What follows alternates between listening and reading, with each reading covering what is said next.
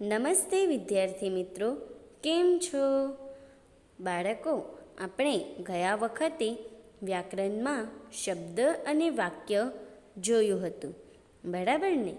હવે આપણે જોઈશું 3 વિરામ ચિહ્ન. સમજતા પહેલાં આપણે થોડાક વાક્યોને સમજીશું કે અહીં વાક્યો આપ્યા છે.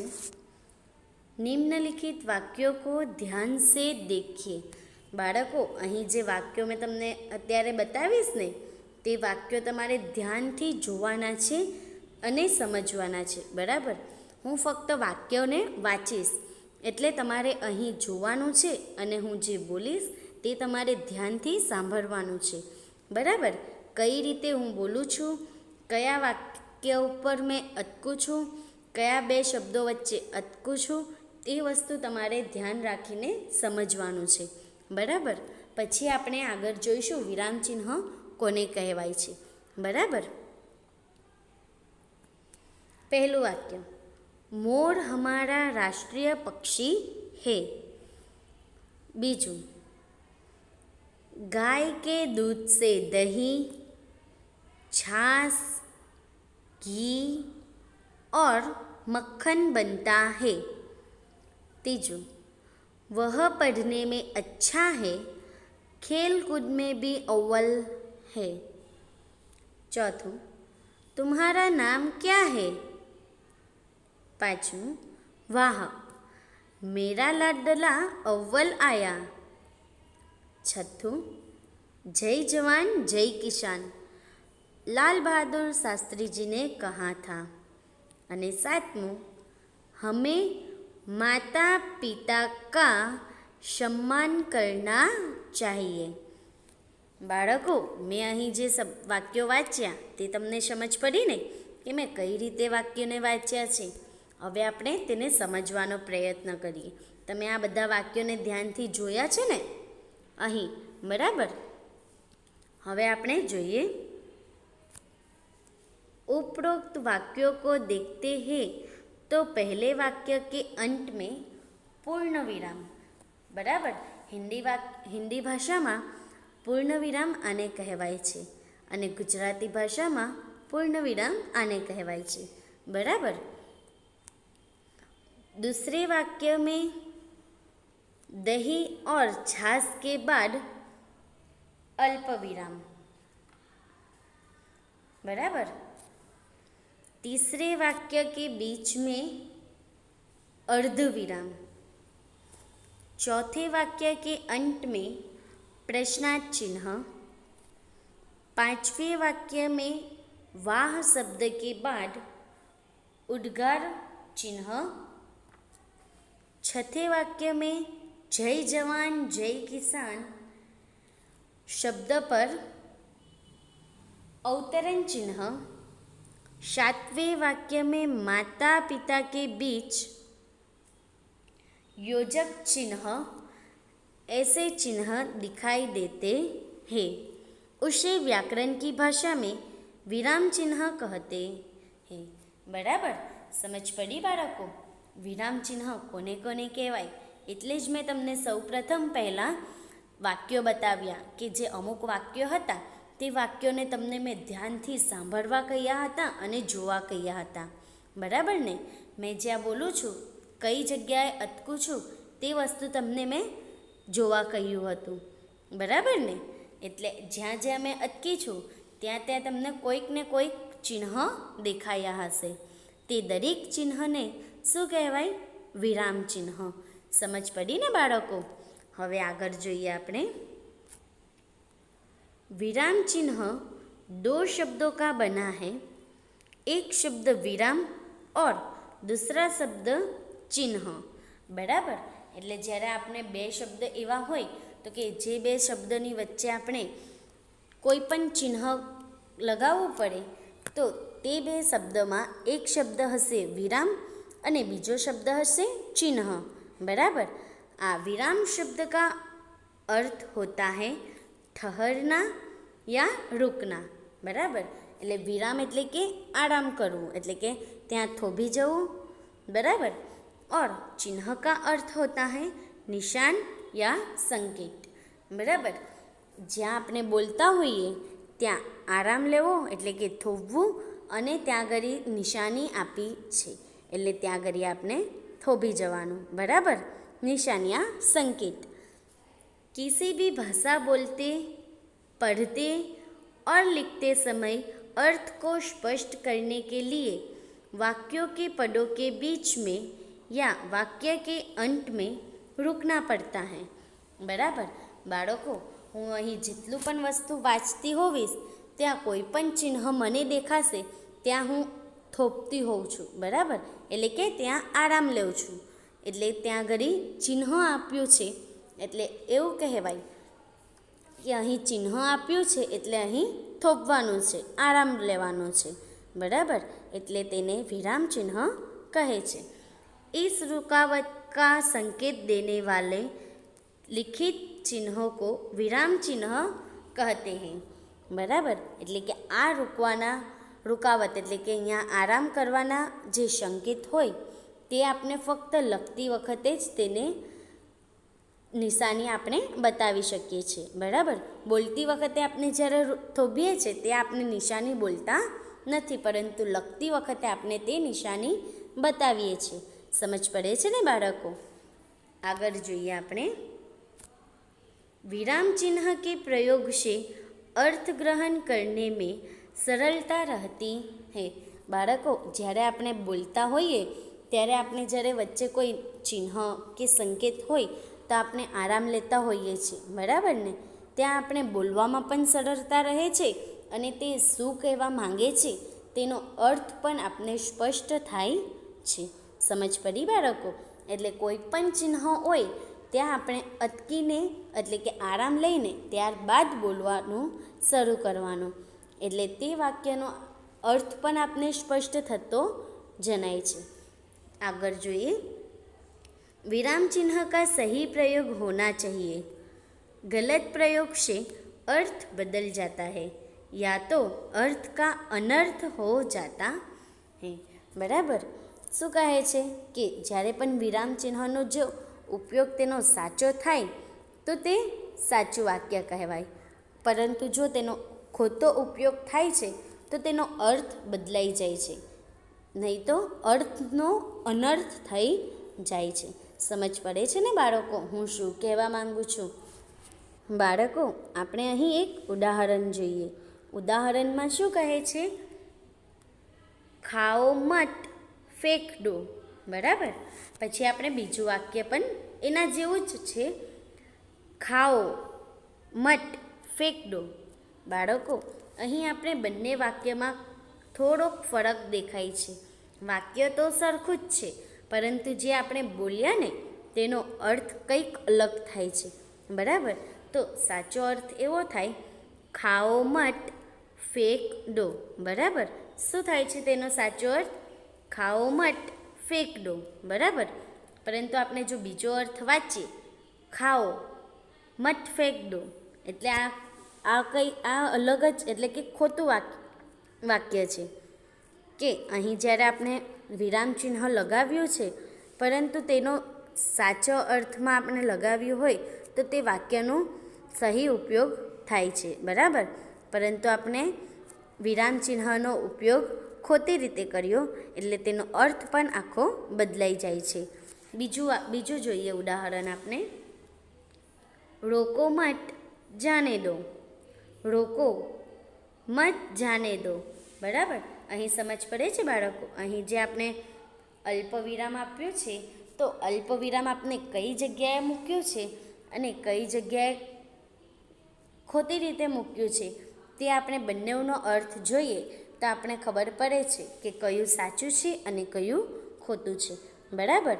એટલે રોકો, અહીં જે આપણે નીચેનું બતાવ્યું કે રોકો, પછી છે મત જાને દો, એટલે આ વાક્ય અહીં ખોટું બનશે તો એનો અર્થ પણ આખો બદલાઈ જતો હોય છે, બરાબર। સમજ પડે છે ને બાળકો? જો અહીં આપણે કેટલાક વિરામ ચિહ્ન એટલે કે જે ચિહ્નો છે તે આપણે જોઈએ કે પૂર્ણ વિરામ એટલે કે ઊભી લીટી, બરાબર। આપણે ગુજરાતીમાં તો તબકું હોય છે, બરાબર। સમજ પડી ને બાળકો? પછી અલ્પવિરામ એટલે કે અહીં નીચે. પછી અર્ધવિરામ એટલે કે એક ટપકું અને નીચે અલ્પવિરામ. સમજ પડે છે ને બાળકો? પછી પ્રશ્નાર્થ ચિહ્ન, કોઈ પ્રશ્ન પૂછવાનો હોય ત્યારે. પછી ઉદ્ગાર ચિહ્ન, બરાબર, ઉદ્ગાર ચિહ્ન. પછી છે અવતરણ ચિહ્ન, ત્યારબાદ યોજક ચિહ્ન. સમજ પડી ને? આપણે આ દરેક સંકેતનો હમણાં સૌ પ્રથમ ઉપયોગ જોઈ આવ્યા. સૌથી પહેલાં આપણે વિડીયોની શરૂઆતમાં જ આપણે આ 1 થી 7 વાક્યો જોયા. તે 1 થી 7 વાક્યોમાં આનો ઉપયોગ આપણે જોયો, બરાબર ને? તમને સમજ પડી ને? હવે આપણે બીજું જોઈએ, પૂર્ણ વિરામ. બરાબર, પૂર્ણ વિરામ એટલે ઊભી લીટી. પૂર્ણ विराम કોને કહેવાય? तो कि प्रश्न वाक्य और उद्गार वाक्य छोड़कर हर एक वाक्य के अंत में पूर्ण विराम का चिन्ह लगाया जाता है. શું કહે છે કે પ્રશ્ન વાક્ય એટલે કે કોઈ આપણે વાક્યને પ્રશ્ન વાક્ય પૂછતા હોય ને તે, અને ઉદ્ગાર વાક્ય, એ બે વાક્યને છોડીને આપણે વાક્યના અંતમાં પૂર્ણ વિરામનો ઉપયોગ કરીએ છીએ, બરાબર. પછી જોઈએ ઉદાહરણ એનું, ગાય એક પાલતુ જાનવર હે, બરાબર. પાછળ આપણે તેનો પૂર્ણ વિરામ કર્યો. પછી યહ મેરી પાઠશાલા હે, અપના કામ નિયમિત કરે. પૂર્ણ વિરામ જોજો, છેલ્લા અહીં દરેક જગ્યાએ પૂર્ણ વિરામ આપણે આપ્યા છે. અહમદાબાદ બડા શહેર હે, આજ છુટ્ટી હે. સમજ પડી? પૂર્ણ વિરામ હોય તો પૂર્ણ વિરામથી આપણે વાક્ય પૂર્ણ થયું હોય તેની સાબિતી મળે છે, બરાબર. જો પૂર્ણ વિરામ આપણે ન કર્યું હોય તો આપણે ખબર નહીં પડે કે આ વાક્ય પૂરું થયું છે કે પછી અધૂરું છે. એટલે વાક્ય પૂર્ણ થયું હોય ત્યારે જ પૂર્ણ વિરામનું ચિહ્ન મુકાય છે. સમજ પડી બાળકો? હવે આપણે બીજું જોઈએ, अल्पविराम. अल्पविराम का चिन्ह वाक्य के पदों को पढ़ते समय जहाँ थोड़ा सा रुकते हैं वहाँ अल्पविराम का चिन्ह लगाया जाता है. બાળકો, અલ્પવિરામનો ઉપયોગ ક્યાં થાય? તો કે જ્યારે આપણે વાક્યનું જે પદ હોય એટલે કે વાક્ય વાંચતા હોય ત્યારે વાક્ય વાંચતા સમયે આપણે જે જગ્યાએ થોભીએ છીએ એટલે કે આરામ લઈએ છીએ ત્યારે તે અલ્પવિરામ ચિહ્ન ત્યાં મુકાય છે. સમજ પડે છે ને બાળકો હું શું કહેવા માગું છું? આપણે જો ઉદાહરણ દ્વારા વધારે સમજીએ. પહેલું, નિસર્ગ રૂકો મેં આ રહા હું. બરાબર, આપણે કોઈને કહેતા હોઈએ ને કે નિસર્ગ રૂકો મેં આ રહા હું, બરાબર. એટલે આપણે થોભ્યા ક્યાં? નિસર્ગ રૂકો, રૂકો પાસે આપણે થોભ્યા ને એટલે ત્યાં આવશે અલ્પવિરામ, બરાબર. અને જો વાક્યના અંતમાં શું આપ્યું છે? પૂર્ણ વિરામ, બરાબર. પછી જોઈએ એ પ્રમાણે બીજું વાક્ય, ગીતા सीता लता और हेमा स्कूल जा रही है. બરાબર. આ પ્રમાણે જો બાળકો તમે પણ તમારા ફ્રેન્ડ્સ લોકો સાથે સ્કૂલે જતા હોય, બરાબર, ને કોઈ તમને પૂછે કે તમે કોણ કોણ સ્કૂલે જાઓ છો તો તમે તેનું નામ આપશો, ગીતા, સીતા, લતા ઓર હેમા, બરાબર. આ તો એક ઉદાહરણ આપું છું તમને કે આ પ્રમાણે તમે નામ બોલતા હોવ છો ત્યારે નામ બોલતા સમયે તમે થોભો છો, બરાબર, થોભો છો ને. પરંતુ જો થોભ્યા વગર જ તમે એમને એમ બોલી જાઓ ગીતા, સીતા, લતા એવી રીતના, તો તે વાક્યનો કોઈ અર્થ જ નથી હોતો, બરાબર. એટલે વાક્ય આપણે જ્યારે વાંચતા હોઈએ ત્યારે આપણે થોભતા થોભતા બોલીએ છીએ, ગીતા, સીતા, લતા ઓર હેમા સ્કૂલ જા રહી હે, બરાબર. હવે જોઈએ ત્રીજું, મુझे गेहूँ चावल और गुड़ चाहिए. બરાબર. આ પ્રમાણે આપણે દુકાન પર પણ જતા હોઈએ, 4-5 વસ્તુ આપણે જો લેવાની હોય તો આપણે દુકાનવાળાને એવું કહીએ છીએ, મને ગેહું, ચાવલ, ગુડ, આ પ્રમાણે આપણે બોલીએ ને થોભતા થોભતા. એટલે જ્યારે પણ આપણે વચ્ચે રૂકીએ છીએ ત્યારે તે વચ્ચે રોકવાનો જે એ હોય ત્યારે આપણે વચ્ચે અલ્પવિરામનો ઉપયોગ કરતા હોઈએ છીએ, બરાબર. પછી જોઈએ, મનુને સાબુન तेल शक्कर और गुड़ खरीदा। बराबर, જ્યાં જ્યાં મેં અટકી ત્યાં આપણે અલ્પવિરામનું ચિહ્ન હતું. બરાબર. પછી છે મેં જો કહતા હું કાન લગાકર સુનો. મેં જો કહતા હું કાન લગાકર સુનો.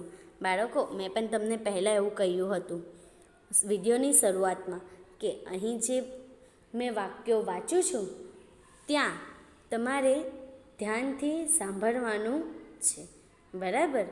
હું કઈ જગ્યાએ અટકું છું તે તમારે જોવાનું છે. બરાબર, સમજ પડી ને? જે જગ્યાએ હું અટકતી હોવીશ ત્યાં કોઈ પણ ચિહ્ન હશે. બરાબર. આગળ જોઈએ અર્ધવિરામ. અર્ધવિરામ એટલે કે वाक्य पढ़ते समय अल्प विराम से अधिक और पूर्ण विराम से कम रुकना हो वहाँ अर्धविराम चिन्ह का प्रयोग होता है. बराबर. अर्धविराम यानी एक तबको અને નીચે આ પ્રમાણે હોય. ઉદાહરણ જોઈએ. સુબહ હો ગઈ થી ટીના અભી ભી સો રહી થી. બરાબર. આપણે જો આવી રીતના કોઈ વાક્ય હોય તો આપણે બોલીએ છીએ, થોભીએ છીએ, પણ કેટલું? થોડુંક ઓછું. પહેલાં આપણે જે અલ્પવિરામમાં આપણે બોલતા હતા ગીતા, સીતા, મીના. બરાબર. પરંતુ સુબહ હો ગઈ થી ટીના અભી ભી સો રહી થી, આ જે વાક્ય વચ્ચે જે મેં થોભી છું તે થોભવાનો સમય ખૂબ જ ઓછો હતો. બરાબર. એટલે તેને શું કહેવાય? અર્ધવિરામ. પછી અચ્છા હુઆ તુમ આ ગયે. બરાબર. અચ્છા હુઆ તુમ આ ગયે તો આ પ્રમાણે બોલવું ખોટું છે. પરંતુ અર્ધવિરામ ચિહ્ન આપ્યું છે તો અર્ધવિરામ ચિહ્નનો મતલબ એવો થાય કે આપણે જ્યારે વાક્યને વાંચીએ છીએ ત્યારે અલ્પવિરામથી અધિક. બરાબર. અને પૂર્ણ વિરામથી કમ. એટલે આ પ્રમાણે આપણે થોભીએ તો અર્ધવિરામનો સાચો ઉપયોગ થાય છે. પછી ત્રીજું, વહ થકા હુઆ તો થા હી લેતે હી સો ગયા. એટલે તે થાકેલો તો હતો, સૂતાની સાથે જ તે સૂઈ ગયો. બરાબર. પછી અંધેરા હો ગયા થા મનુ અભી ભી ઘર નહીં આયા થા. સમજ પડી બાળકો? પછી વહ પढ़ने में अच्छा है खेल कूदने में भी अव्वल है. સમજ પડે છે ને બાળકો? અર્ધવિરામ કોને કહેવાય? હવે જોઈએ પ્રશ્નાર્થ ચિહ્ન. પછી જોઈએ તેમાં પ્રશ્નાર્થ ચિહ્નમાં શું કહે છે કે इस विराम चिन्ह का उपयोग प्रश्नसूचक वाक्य के अंत में होता है. એટલે કે આ વિરામ ચિહ્નનો ઉપયોગ કેવો હોય કે આપણે કોઈ વાક્યને પૂછ્યું હોય તો તે વાક્ય આપણે પ્રશ્ન કર્યો હોય. બરાબર. એટલે પ્રશ્ન કરતી વખતે આપણે આ પ્રમાણે પ્રશ્નાર્થ ચિહ્ન મૂકવાનું હોય છે. આપણે પૂર્ણ વિરામ કરવાનું હોતું નથી. ઉદાહરણ જોઈએ. આપ કહાં જા રહે હે. તો આ એક પ્રશ્ન પૂછ્યો ને, આપ કહાં જા રહે હે. પછી રમેશ અમદાવાદ સે કબ આયા. રમેશ અહમદાબાદ સે કબ આયા. આ પણ એક પ્રશ્ન છે. એટલે વાક્યના અંતમાં અહીં તમને જે ચિહ્ન દેખાય છે તે ચિહ્નને પ્રશ્નાર્થ ચિહ્ન કહે છે. બરાબર. ત્રીજું જોઈએ. गांधी जी का जन्म कब और कहाँ हुआ था. तुम क्या कर रहे हो. प्रश्न થાય ને, तुम क्या कर रहे हो. गाय के कितने पैर है. બરાબર. એટલે પ્રશ્નાર્થ વાક્યમાં તો તમને સમજ પડી જ ગઈ હશે. હવે જોઈએ ઉદ્ગાર ચિહ્ન. इस विराम चिन्ह का उपयोग मन के भाव, हर्ष, शोक, आश्चर्य, घृणा, प्रशंसा जैसे भाव व्यक्त करने वाले वाक्यों में किया जाता है. बराबर. એટલે આપણે પહેલો જોયું ને, વાહ કિતના સુંદર બગીચા હે. બરાબર. આ ઉદાહરણમાં આપણે જોઈએ વાહ કિતના સુંદર બગીચા હે. બરાબર. એટલે આપણે એકદમ ખુશ થઈને બોલીએ ને. અહીં શું કહ્યું છે? મનમાં આપણા કેવો ભાવ હોય છે? હર્ષ, શોક. શોક એટલે કે આપણે જે નારાજગી હોય તે. આશ્ચર્ય, કંઈ આપણે નવાઈ લાગે તે. ધૃણા એટલે કોઈને હાથે આપણે જલેસલી હોય તે. પછી પ્રશંસા એટલે કે આપણે કોઈના ઉપર ખુશ હોઈએ તે, એટલે કે આવા અનેક જે ભાવ હોય મનમાં, તે ભાવ આપણે બહાર લાવવો હોય તો તેના માટે આપણે ઉદ્ગાર ચિહ્નનો ઉપયોગ થાય છે. બરાબર. તો અહીં વાક્યમાં શું છે? વાહ. પછી જો ઉદ્ગાર ચિહ્ન આપ્યું છે. બરાબર. કિતના સુંદર બગીચા હૈ. પછી હાય મેં તો લૂંટ ગયા, એટલે કોઈ ચોરી થઈ હોય તો આપણે એમ બોલીએ ને, અરે મેં તો લૂંટાઈ ગઈ. બરાબર. એટલે આ એક શોક જેવું છે કે બધું મારું ચોરાઈ ગયું. બરાબર. એટલે આપણને શોક લાગ્યો, એટલે અહીં ઉદ્ગાર ચિહ્ન હાય મેં તો લૂંટ ગયા. હે રામ ઇસ ભવસાગર સે જલ્દી પાર ઉતાર. બરાબર. આપણને એક આશ્ચર્ય થાય ને, કે શોક લાગે કે હે ભગવાન, આપણે બોલીએ ને હે ભગવાન આનાથી જલ્દી મને બહાર કાઢ. બરાબર. આ પ્રમાણે કોઈ પણ વાક્ય હોય, પરંતુ વાક્ય આપણે ઉદ્ગાર ચિહ્ન કઈ જગ્યાએ મૂકવાનું છે તે વસ્તુ અહીં આપણે બતાવી છે. આગળ જોઈએ આપણે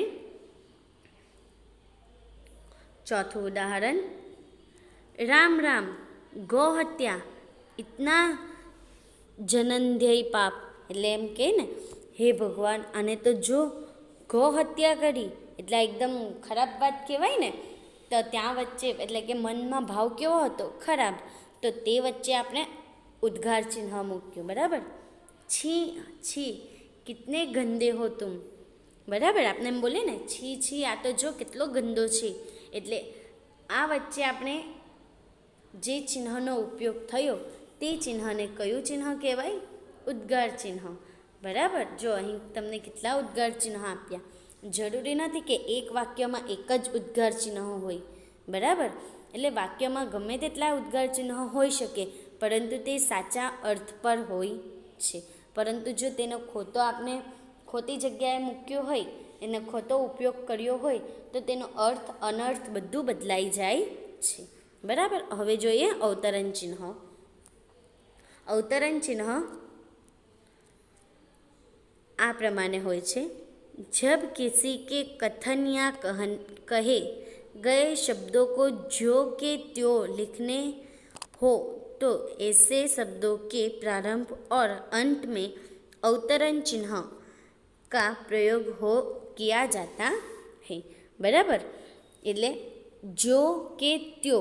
બરાબર. આ જો આપણે અહીં જોઈએ કે મોહન ને અજય સે કહા. બરાબર. मोहन ने अजय से कहा अजय यहाँ इतनी गंदगी क्यों है. बराबर. એટલે કે જ્યારે આપણે કોણ કોને કહે તે આપણે શીખ્યા. બરાબર. પાઠમાં તો આવે છે કોણ કોને કહે છે તે વસ્તુ આપણે લખવાની છે. તો તે વસ્તુમાં આપણે જ્યારે લખીએ છીએ ત્યારે આપણે અવતરણ ચિહ્નનો ઉપયોગ કરીએ છીએ. બરાબર. તેમાં અલ્પ વિરામનો પણ ઉપયોગ થાય છે. અહીં તમે વાક્યમાં જોઈ શકો છો કે મોહનને અજય સે કહા, તેમાં અલ્પ વિરામ આવ્યો. પછી અવતરણ ચિહ્નમાં લખ્યું છે અજય અલ્પ વિરામ યહાં ઇતની ગંદકી ક્યોં હૈ. પછી અવતરણ ચિહ્ન પૂરું કર્યું. બરાબર. આ પ્રમાણે આપણે બીજું જોઈએ. ગુરુજીને એક પ્રશ્ન પૂછા. અવતરણ ચિહ્નમાં તુમ ક્યાં બનોગે. બરાબર. પછી જોઈએ જો બાળકો, અહીં તુમ ક્યાં બનોગે આ એક પ્રશ્ન હતો, એટલે અહીં એક આપણે પૂર્ણ વિરામના જગ્યાએ પ્રશ્નાર્થ ચિહ્ન મૂક્યું છે. બરાબર. પછી જોઈએ ત્રીજું. સભી લડકે વે તો હમારે પ્યારે નેતા થે. એટલે બધા જ છોકરાઓ એવું કહે છે વે તો હમારે પ્યારે નેતા થે. આ વસ્તુને ક્યાં મૂક્યું છે? અલ્પ વિરામમાં મૂક્યું છે. બરાબર. ચોથું જોઈએ. લડકે ને કહા અલ્પ વિરામ અવતરણ ચિહ્ન મેરે પાસ 40 અસરફિયા હૈ. બરાબર. કોઈ વાક્યને આપણે અલગ દેખાવડાવવું હોય તો તેના માટે આપણે અવતરણ ચિહ્ન મૂકવું પડે છે. બરાબર. તેનું કંઈક મહત્ત્વ વધારે હોય છે, એટલા માટે આપણે તે અવતરણ ચિહ્નમાં મૂકતા હોઈએ છીએ. સમજ પડે છે ને બાળકો? પછી છે પાંચમું. સચ્ચા બાલક કહાની સે ક્યા શીખ મિલતી હૈ. બરાબર. એટલે આ બાળક, સચ્ચા બાળક એક પોઈન્ટ છે, મહત્ત્વ છે તેનું. એટલે તે સચ્ચા બાળકને આપણે અવતરણ ચિહ્નમાં મૂક્યું છે. અને અહીં આપણે પ્રશ્ન પૂછ્યો કે इस कहानी से हमें क्या सीख मिलती है? એટલે અહીં આપણે પૂર્ણ વિરામના જગ્યાએ શું મૂક્યું છે? પ્રશ્નાર્થ ચિહ્ન. બરાબર. બાળકો, જ્યારે આપણે વિરામ ચિહ્ન જોતા હોઈએ તો તેમાં કઈ કઈ જગ્યાએ વિરામ ચિહ્ન મૂક્યા છે તે વસ્તુ આપણે જોવાની હોય છે, નોટિસ કરવાની હોય છે. બરાબર. હવે જોઈએ 7મું, યોજક ચિહ્ન. બરાબર. સૌપ્રથમ આપણે પહેલાં જોયું માતા પિતા. તો માતા ને પિતાની વચ્ચે જે લીટી હોય છે તે લીટીને યોજક ચિહ્ન કહેવાય છે. दो शब्दों को जोड़ने के लिए योजक चिन्ह का प्रयोग होता है. બરાબર. માતા અને પિતા આ બે અલગ અલગ શબ્દો છે. તો એ બે અલગ શબ્દને એક શબ્દ બનાવવા માટે જે ચિહ્નનો ઉપયોગ થાય છે તે ચિહ્નને યોજક ચિહ્ન કહે છે. સમજ પડે છે ને? પહેલું જોઈએ, રાકેશ રાત દિન પરિશ્રમ કરતા હૈ. રાત અને દિવસ આ બે અલગ અલગ શબ્દ છે. તો તેને એક બનાવવા માટે યોજક ચિહ્નનો ઉપયોગ થાય છે. એટલે રાત દિવસ. પછી દોનોને એક દૂસરે કો દેખા. સમજ પડે છે? એક અને દૂસરે એટલે આ બે શબ્દોને જોડવા માટે યોજક ચિહ્નનો ઉપયોગ થાય છે. બરાબર. આગળ જોઈએ ત્રીજું વાક્ય, જગહ જગહ પાણી ડાલકર આગ બુઝા દી. જગહ જગહ. બરાબર. બે શબ્દોને એક કરવા માટે યોજક ચિહ્નનો ઉપયોગ થાય છે. બાળકો, તમને જે અહીં જે ચિહ્નો મેં બતાવ્યા તે ચિહ્ન તમારે ધ્યાન રાખવાના છે. કઈ જગ્યાએ કયું ચિહ્ન આપણે મૂકવાનું તે વસ્તુ સમજવાનું છે. એટલા માટે અહીં તમને આજે મેં અલગ અલગ ચિહ્નને વિસ્તૃતમાં ચર્ચા કરી છે. વિસ્તૃતમાં તમને બધાને સમજાવું છું. દોનો ભાઈ બહન પેડલ સ્કૂલ જાતે હૈ. ભાઈ બહન બંને અલગ શબ્દ છે. તે એક કરવા માટે કયું ચિહ્ન વપરાય? યોજક ચિહ્ન. બરાબર. મધુમક્ખી કણ કણ કરકે અપના છાતા જોડતી હૈ. બરાબર. એટલે કણ કણ અલગ શબ્દને જોડવા માટે યોજક ચિહ્નનો ઉપયોગ થાય છે. બાળકો, અહીં આપણે 7 ચિહ્નો જોયા. તે 7 ચિહ્નનો કઈ જગ્યાએ કયા સમયે ઉપયોગ કરવો તે આપણા ઉપર આધાર છે. આપણે જો તેનો સાચો ઉપયોગ કરીએ તો તે વાક્ય સાચું બનશે, પરંતુ જો તેનો આપણે ખોટો ઉપયોગ કરીએ તો તે વાક્ય ખોટું જ બનશે અને તેનો અર્થનો અનર્થ પણ થઈ શકે છે. સમજ પડે છે ને બાળકો? હું અહીં શું કહેવા માંગુ છું? સ્વાધ્યાય, निम्नलिखित वाक्यों में योग्य विराम चिन्ह रखकर वाक्य फिर से लिखिए. બાળકો, અહીં આપણે સ્વાધ્યાય જોઈએ. આગળ આપણે વિરામ ચિહ્ન સમજીને આવ્યા ને, કઈ જગ્યાએ કયા સમયે આપણે વિરામ ચિહ્ન મૂકવાના છે તે આપણે જોયું. તો હવે આપણે સ્વાધ્યાયમાં તે કરીએ. બરાબર.